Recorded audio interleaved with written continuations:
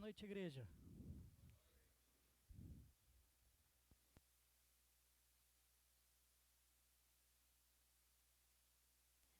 Foi? Foi.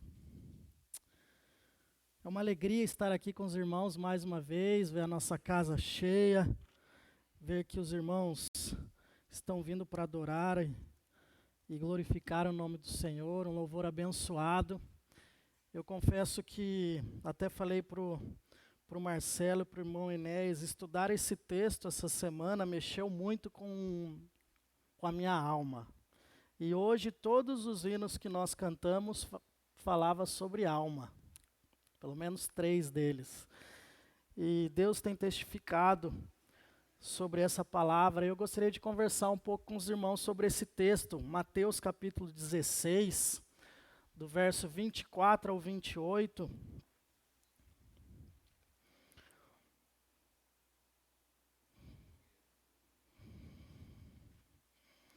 Mateus é o primeiro livro do Novo Testamento. Se você está vendo um visitante aí perto de você sem Bíblia, sem smartphone, presta sua Bíblia para ele, seu telefone, para que ele possa acompanhar o texto. Mateus capítulo 16, versículo 24.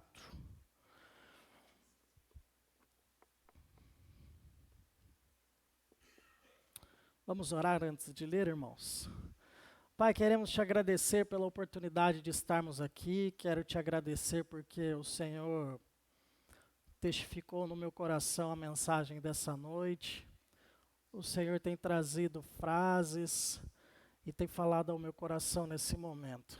Obrigado porque o teu Espírito é magnífico, o teu Espírito é sobrenatural sobre nossas vidas e que não seja eu, mas a tua voz falando a nossa amada igreja nessa noite. Que o pobre pecador fique, ó Deus, no chão desse altar, desse púlpito, e que o teu Espírito suba e assuma a minha vida, apesar da minha pecaminosidade, para falar ao teu reino, ao teu povo. É o que eu te peço em nome de Jesus, ó Pai. Amém. Queridos, a palavra de Deus diz assim: então disse Jesus aos seus discípulos: se alguém quer vir após mim, e a si mesmo se negue, tome a sua cruz e me siga. Portanto, quem quiser salvar a sua vida, perdê-la-á, e quem perder a vida por minha causa, achá-la-á. Pois que aproveitará o homem se ganhar o mundo inteiro e perder a sua alma? Ou que dará o homem em troca da sua alma? Amém? Queridos, ao ler esse texto, a gente pode cometer 2 graves erros teológicos. Porque, infelizmente, a tradução, até chegar ao português, a Bíblia ela foi sendo traduzida por várias línguas e existem algumas palavras em alguns idiomas que não existem no nosso, assim como existem palavras no nosso idioma que não existem em outro idioma. E muitos detalhes talvez se perdem na caminhada, na tradução. O que não faz a palavra de Deus se tornar errante, nada disso. Mas sempre é bom ter, e eu sempre recomendo para você que gosta de ler a sua Bíblia, ter um bom comentário em casa, para que você possa entender o conceito histórico do que está acontecendo, o conceito teológico do que a palavra está querendo dizer. E nesse caso a gente pode cometer 2 grandes erros ao ler esse texto. E o primeiro é achar que quando Jesus fala alma, perder a sua alma, nesse texto a gente pensar nessa alma escatológica, que é nessa alma que muitos dizem que após a morte vai para Cristo, que a Bíblia diz que após a morte chega-se a Cristo. Alguns dizem alma, outros dizem espírito, alguns acreditam na divisão em 3 partes, corpo, alma e espírito, outros somente corpo e alma. Mas a grande verdade é que quando Jesus está falando de alma nesse texto, ele não está dizendo dessa alma escatológica, dessa alma que vai para Deus quando a gente morre.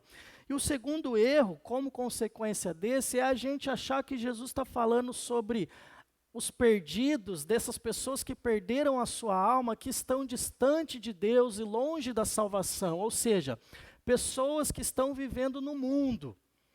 Na verdade, essa conversa Jesus tem com seus discípulos, logo após ele dizer que vai morrer, e Pedro, o grande Pedro, que pouco antes havia dito que Jesus era o Messias, quando Jesus relata que vai morrer, ele chama Jesus num canto e fala: você não está entendendo nada, Jesus, você não vai morrer nada.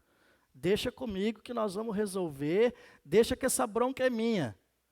Pedro achou que estava com a bola toda. Jesus vira para ele e fala: arreda-te de mim, Satanás. Eu não tenho nada contigo. Então Jesus está falando para pessoas que estão andando com ele. São pessoas que estão salvas pelo Evangelho, estão crendo naquela mensagem. Entretanto, o que ele está querendo dizer aqui para a gente, e ele sabia disso, que na nossa caminhada em busca de ganhar o mundo, todos nós corremos um inerente risco, que é de perder a nossa alma. Eu, como pastor, busco ganhar o mundo a partir da minha concepção de mundo. Eu busco ganhar o mundo através do Evangelho. Eu busco ganhar o mundo que está ao meu alcance. Um empresário talvez busque ganhar o mundo através da sua inteligência, da sua tecnologia. E nós temos vários homens que conquistaram o mundo. Nós temos um homem que mudou a história dos telefones celulares, que já faleceu, mas transformou o que nós temos de tecnologia hoje. Nós temos homens que conquistaram o mundo inventando o avião. Então, o problema aqui em si não está em conquistar o mundo, porque todos nós, dentro da nossa esfera, dentro da nossa maneira de ver, dentro da nossa cosmovisão, da nossa necessidade diária, buscamos ganhar o mundo todos os dias. Só que Jesus sabia que até as melhores motivações deste mundo podem, com o tempo, se transformar em coisas perversas. Até os nossos melhores objetivos com o mundo, com o tempo, e com o surgimento de outras coisas, outras ideias em nossa mente, podem tirar a nossa alma do caminho do Senhor. Porque ganhar o mundo é algo que vai trabalhando com a gente de uma maneira, e quando nós vemos, a nossa alma já está totalmente longe de Deus, a nossa alma já está perdida. E aquilo que antes parecia ser uma tarefa sadia, aquilo que antes parecia ser uma tarefa boa, que vai vir para transformar as nossas vidas ou transformar uma realidade, acaba virando-se contra nós mesmos e destruindo a nossa própria vida, pelo simples cuidado de nós não termos tido a sensibilidade de saber que ao conquistar o mundo, a gente pode perder a nossa alma. E quando a gente fala sobre isso, então, se não é essa alma escatológica, não estou entendendo, Michael, não é a alma escatológica, não é a alma que vai para Deus, de que alma que Jesus está falando? A alma que Jesus está falando aqui nesse texto, a origem dessa palavra no hebraico é a alma psique. Ou seja, é onde está a sede, é a alma que é a sede das nossas emoções, é a alma, é aquele lugar que é a sede dos nossos sentimentos, das nossas percepções, dos nossos prazeres, das nossas decisões, da nossa racionalidade. É a alma que é a sede e que liga a nossa vida interior com a nossa vida sobrenatural. É a alma que nos liga com o mundo, é a alma que faz você me apertar e eu sentir uma dor, é a alma que me faz sentir quando você me trai ou quando você me difama, é a alma que me faz sentir quando você me faz um elogio e eu me sinto feliz, essa alma que nos dá a vida, a ânima, a alma que nos move em conquistar as coisas, a alma que Deus colocou dentro de cada um de nós para que nós fôssemos seres humanos e não animais, é o que nos divide de não sermos como os animais, é o que nos torna humano. E Jesus falou que ao buscar conquistar o mundo, nós teríamos o grande perigo de perder essa alma. Eu estava procurando grandes escritores e eu achei uma frase do Mário Quintana sensacional. Ele diz o seguinte, que a alma é a coisa que nos pergunta se a alma existe. Porque é ela que dá razão para a nossa existência. É ela que nos mostra que nós estamos vendo naquela rua é injusto. É ela que nos revela que a nossa vida não está de acordo com os padrões morais, legais do mundo. E, consequentemente, quando a gente perde a nossa alma, a gente perde esses padrões. Porque se nós perdemos o filtro, se nós perdemos isso que nos conecta ao mundo, nós perdemos a alma. Existe um seriado que chama Walking Dead. Quem já assistiu Walking Dead? Retrata zumbis, é um apocalipse zumbi. Aquelas pessoas perderam a sua alma. Elas estão vivas, mas ao mesmo tempo estão mortas. Elas não são dotadas de vontade, de prazer, de decisões.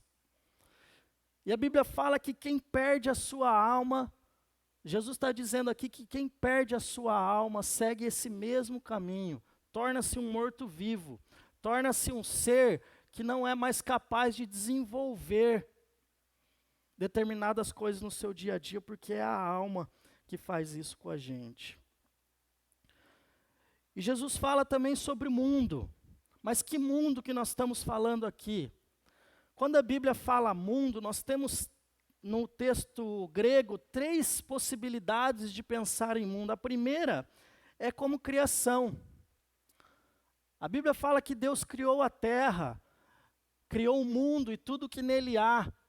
Então o mundo nesse contexto não é algo ruim, é algo perfeito. O mundo saiu da boca de Deus. Deus falou, haja luz e houve luz.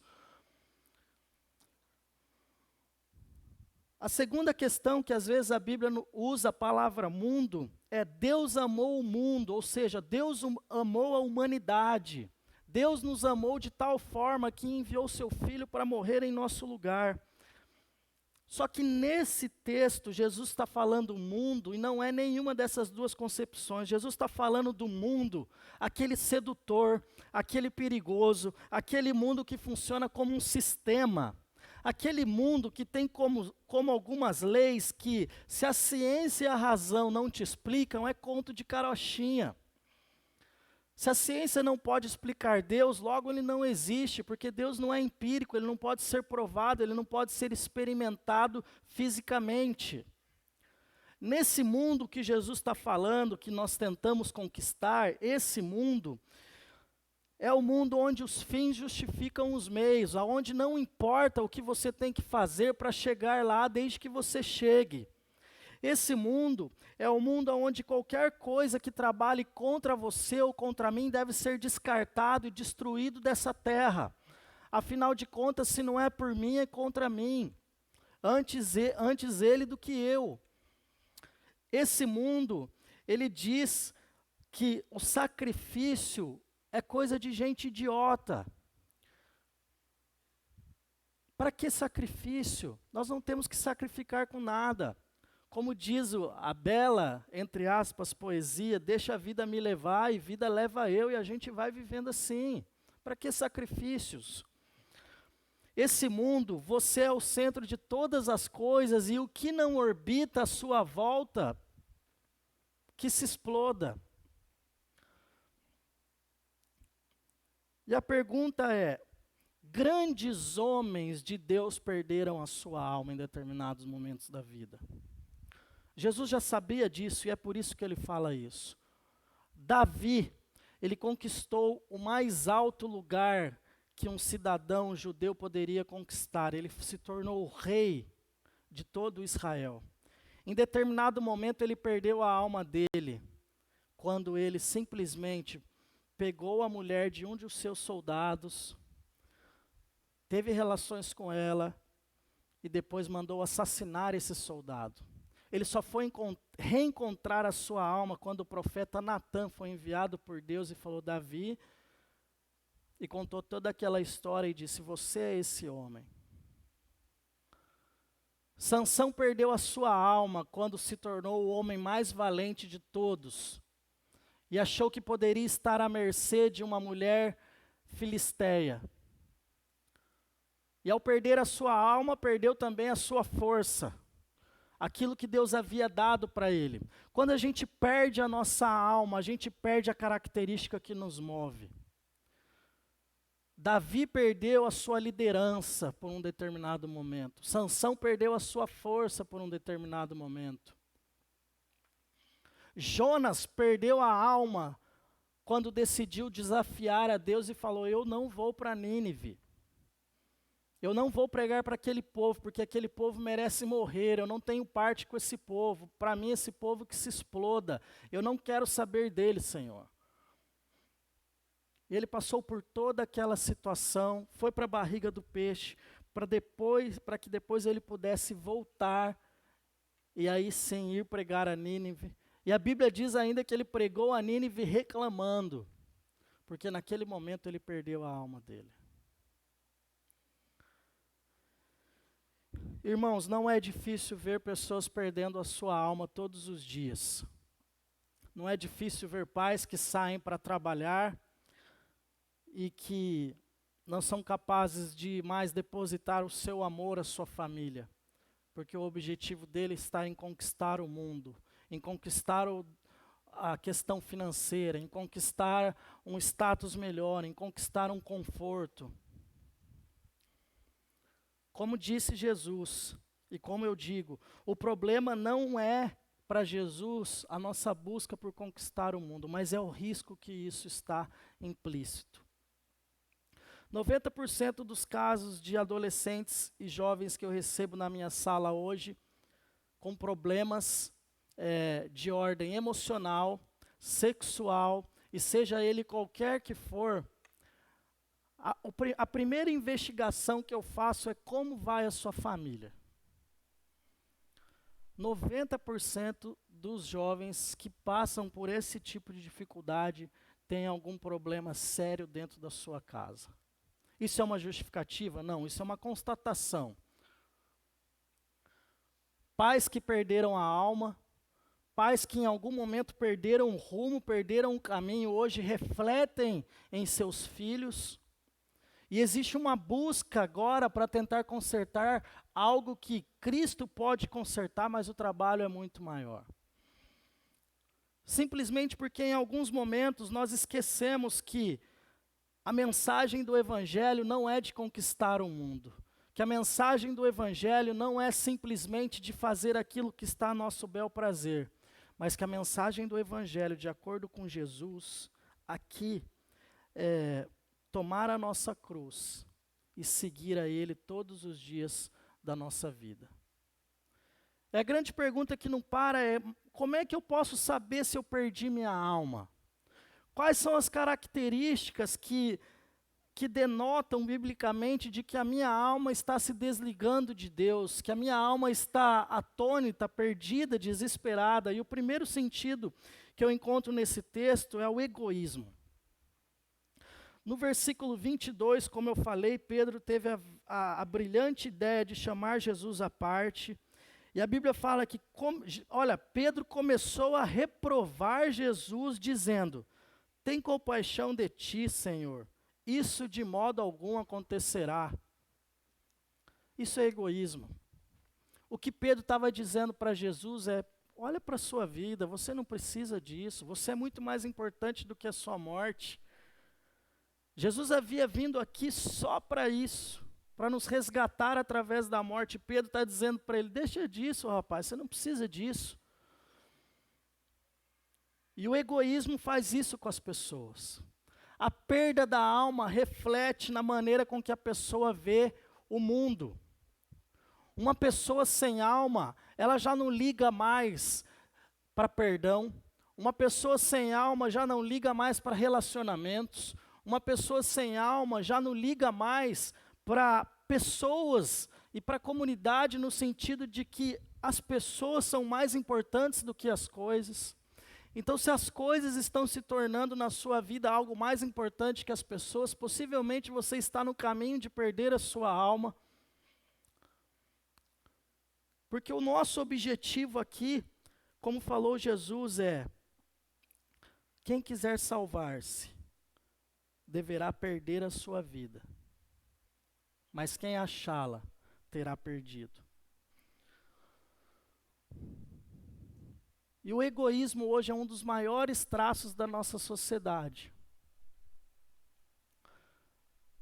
Ontem eu estive com os jovens aqui a noite toda e a gente fez pequenos grupos durante a madrugada. E um dos pequenos grupos eu estava falando sobre o desânimo. E é interessante como a mídia diz para os jovens e adolescentes de hoje que eles sabem tudo. E podem ter certeza, irmãos, dia após dia eu digo para eles aqui que eles não sabem de nada. Mas é isso que a nossa cultura ensina hoje. Porque eu já falei, hoje existe o Google, e o Google ensina todas as coisas para essa galera. O Google ensina tudo para eles. Tudo que você imaginar na sua vida tem uma explicação no Google. Inclusive, tem médicos formados pelo Google. Porque o camarada ele vai no médico e ele chega no médico, ele já chega com a dor, com um sintoma, com um remédio e fala assim, escreve a receita para mim, por favor, porque eu não posso, só não tenho. Porque o Google ensina. E essa galera, essa noite eu estive conversando com uns e eu falei, gente, vocês precisam parar de mimimi. Eu vejo vocês falando que a vida de vocês é tão difícil. Difícil é acordar às 6 da manhã, pegar vários ônibus para ir trabalhar. Difícil é fazer isso, por quê? Porque para eles o mundo tem que girar em torno deles. Para eles o mundo tem que orbitar ao redor deles. E quando não orbita, a gente faz aquilo que a gente falou, que é a lei desse mundo, a gente descarta. Se você não é por mim, você é contra mim. E muitas vezes os pais acabam virando inimigos do filho. Porque quando o pai começa a se posicionar, enquanto o pai é um banana, não faz nada, o filho é amiguinho. Quando o pai se posiciona, o filho espeta, fala assim, agora vai querer mandar. Isso faz parte do egoísmo. E jovens e adolescentes também perdem sim a sua alma, perdem a sua psique. Eu tenho falado para eles, a sua casa está uma desgraça, o seu lar está uma desgraça, a sua família está uma desgraça. Honre seu pai e sua mãe, dobre os seus joelhos no chão. Que eu duvido e eu paro de pregar se a sua casa não for transformada. Mas não, a gente prefere olhar para nós mesmos, para o nosso egoísmo e dizer que não, nós estamos certos e o restante do mundo está errado. Isso não é um problema só deles, é um problema nosso também. Nós muitas vezes ensinamos isso para eles, quando nunca ajoelhamos, ou quando nunca eles nos viram ajoelhados ao pé da cama deles orando por eles.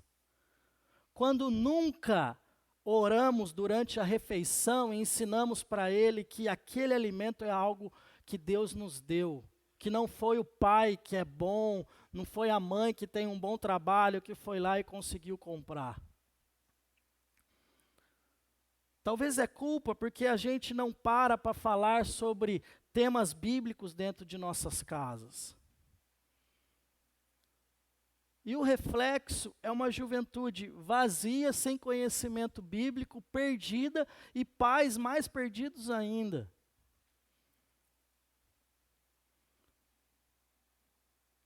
E o egoísmo leva a gente a tudo, porque se a gente não tem tempo para os nossos filhos, para nossas esposas, para os nossos familiares, é porque nós estamos destinando tempo para algo que não tem valor.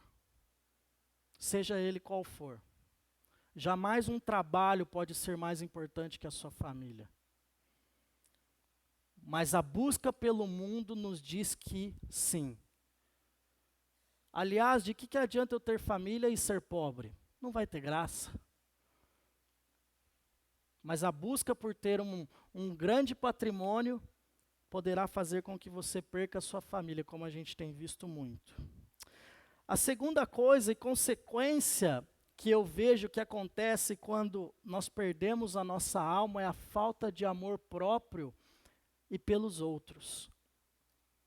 O egoísmo nos dá a leve sensação de que a gente ama nós mesmos, mas não.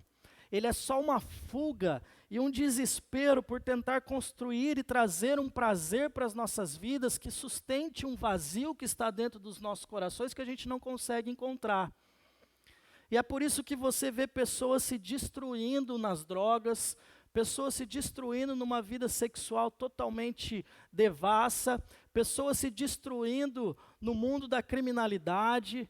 A gente vê pessoas se destruindo em determinadas, em N situações, porque na verdade o que elas estão fazendo é um clamor da busca pela alma que foi perdida. E apesar de pensarem só nela, a atitude que as movem as fazem destruir cada vez mais. Uma pessoa sem alma não é capaz de chegar em casa e ver que a sua esposa está padecendo de cuidado e de carinho. Uma pessoa sem alma faz o que Davi fez. Poxa, eu engravidei a mulher de Urias. Traga Urias para cá, eu vou dar um jeito, eu vou deixar ele dormir com ela e depois a gente finge que o filho é dele. Mas Urias era tão leal a Davi que ele não dormiu com a esposa. E aí Davi faz o quê? Envia uma carta através de Urias para que o general de combate coloque Urias na linha de frente para que ele seja morto. Ou seja, Davi assassina Urias porque ele perdeu a alma dele. E quando se perde a alma, você já não tem mais amor pelos outros. A vida dos outros já não faz sentido, porque se a sua não faz sentido, quanto mais a dos outros. Hendrickson vai dizer que aquele que pensa só e principalmente em seu próprio bem-estar, comodidade, popularidade, prestígio, opulência, carece de amor, de altruísmo. O amor é o que faz com que a alma se expanda, reparta riquezas, benefícios, alegria, satisfação. O amor pelo Senhor faz isso, bem como o amor por seus filhos, sua causa, seu reino. Num sentido ainda, pensando no inimigo, para que este não seja só nosso inimigo, mas para que ele seja salvo. Aquele que tem alma não ora pela destruição do seu inimigo, ora pela salvação do seu inimigo. Aquele que tem alma não guarda mágoas dentro da igreja, ele resolve os problemas e perdoa o irmão. Porque se Cristo nos perdoou de todos os nossos pecados e nós não temos a capacidade de perdoar uma pessoa, nós estamos com a nossa alma doente. Nós estamos com a nossa alma ferida. Eu queria mostrar um vídeo de um homem que todos vocês conhecem. Talvez vocês não conheçam o que aconteceu com a vida dele. Esse vídeo é um pouquinho longo, tem uns 6, 7 minutos, mas esse é um homem que perdeu a sua alma em busca do mundo. Vamos ver?